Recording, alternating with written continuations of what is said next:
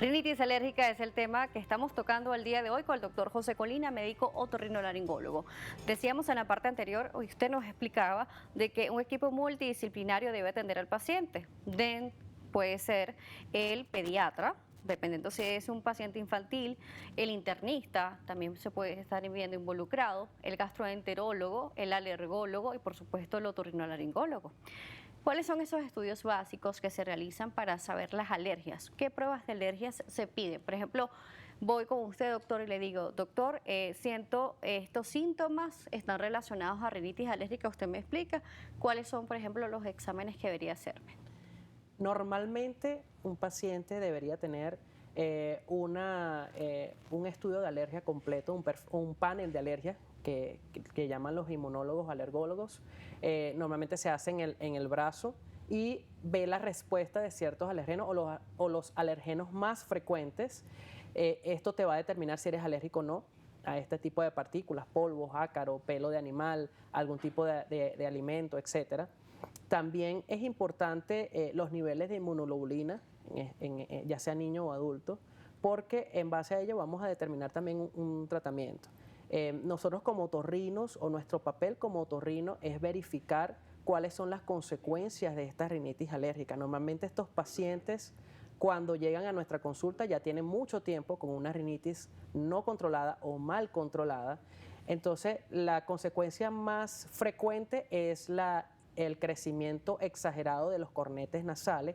Recordemos que los cornetes nasales son dos estructuras que están a cada lado del tabique y son los encargados de calentar el aire que respiramos.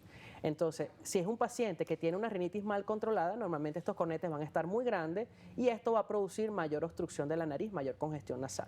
Con respecto a los cornetes, normalmente las preguntas que nos realizan con respecto a este tema es si los cornetes se operan y al operarse esto mejora. Pero ¿qué pasa si se interviene un cornete para mejorar su estructura debido al recrecimiento que se ha presentado y no se sigue controlando la rinitis? Es muy importante porque cuando un paciente se decide que debe ser llevado a cirugía, ya sea niño o adulto, lo primordial es determinar si hay rinitis alérgica presente. Si hay rinitis alérgica debe ser visto por el alergólogo y tener al menos un perfil o un panel de alergia presente para poder hacer un plan de trabajo. Yo siempre les explico a los padres, en el caso de los niños, y a los adultos también cuando van a mi consulta, de que los cornetes nasales son estructuras, es hueso rodeado de mucosa. Esta mucosa es lo que crece con la rinitis alérgica y lo que produce mayor cantidad de obstrucción. Cuando nosotros vamos a operar a un paciente de cornetes nasales, nosotros rebajamos esta mucosa o remodelamos esta mucosa, que es la que está hipertrófica o la que está recrecida por la presencia de la rinitis alérgica. No podemos cortar, los cornetes son dos estructuras que no las podemos cortar completamente porque dañaríamos esa fisiología de la respiración. Entonces es un paciente que no le vamos a hacer un beneficio, sino más bien va a tener un daño. Por supuesto. Cuando el paciente en el posoperatorio o esta persona en el posoperatorio no lleva un control adecuado, y cuando hablo de un control adecuado es en el tiempo. Las personas piensan que siendo operado ya va a mejorar su condición y ya no deben regresar a la consulta, ni con el otorrino, ni con el alergólogo, el pediatra en tal caso. El paciente debe tener un control a largo plazo, así sea una vez al año, una vez cada 2 años. ¿Por qué? Porque la rinitis alérgica no se cura. El paciente que sufre de rinitis alérgica es como el paciente diabético. Es algo crónico. O como el paciente hipertenso. Lo que pasa es que va a haber ciertos periodos durante el año donde su rinitis va a estar un poquito, o sea, va a estar alterada, y hay periodos en el año donde su rinitis prácticamente no va a tener ninguno de estos síntomas. Por supuesto, pero por ejemplo en esos periodos en donde se exacerban estas manifestaciones porque los factores ambientales, lo que tenemos cerca, pues cambia, podemos tener alternativas en tratamientos farmacológicos para ayudarnos. Por ejemplo, se ha hablado mucho de que antes de dormir hacer lavos nasales, pero ¿qué tan recomendable es hacer esto? ¿Es exclusivo para pacientes con alergias o rinitis alérgicas o todos lo deberíamos hacer?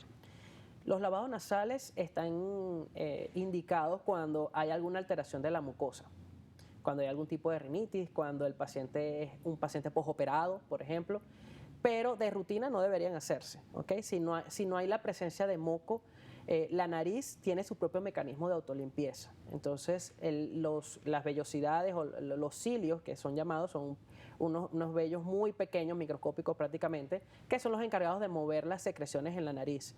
Y normalmente la nariz tiene su propio mecanismo de autolimpieza. En casos que queramos o tenemos presencia de mucho moco a nivel nasal, sí podemos hacer un lavado nasal, pero no hacerlo de rutina. Por ejemplo, con respecto a las mucosidades, con respecto a los mocos, lo vemos incluso en los niños que le dicen sopla fuerte y le ponen un papelito o papel, el niño sopla. Eso no hace que también esta estructura se inflamen un poco más, estas mucosas se inflamen. Debemos sacudirnos soplando la nariz. ¿Esto es lo adecuado? No es adecuado soplarse la nariz. De hecho, cuando tenemos mucho moco, en este caso sí está indicado un lavado nasal, pero no está indicado soplarse la nariz, porque ahí entramos a otra estructura que es la que comunica el oído con la nariz, que es la trompa de Eustaquio. Cuando soplamos muy fuerte podemos causar inflamación de esta estructura y por ende podemos causar también inflamación en los oídos. Por eso hay muchas personas que sufren de rinitis, que sufren de rinosinusitis, que sufren de inflamación a nivel de la nariz, que también sienten sensación de oído tapado y nos pasa con frecuencia cuando tenemos algún tipo de gripe y sentimos los oídos como llenos. Es por eso, es por la trompa de Eustaquio, que es la que comunica el oído con la nariz. Muy bien. ¿Qué recomendaciones nos puede dejar el día de hoy con respecto a la rinitis? O claves esenciales. Importante, si es una rinitis, lo primero es diferenciar si es alérgica, si no es alérgica. Si es alérgica, entonces el equipo multidisciplinario es primordial. Tener un perfil, un panel de alergia hecho en este caso por el alergólogo y de nuestro caso o nuestro papel fundamental es determinar cuáles son las consecuencias de esta rinitis alérgica.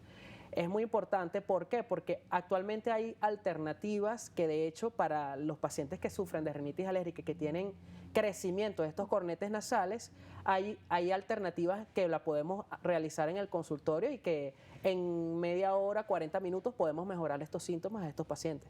Doctor, se nos termina el tiempo, ¿cómo lo pueden contactar?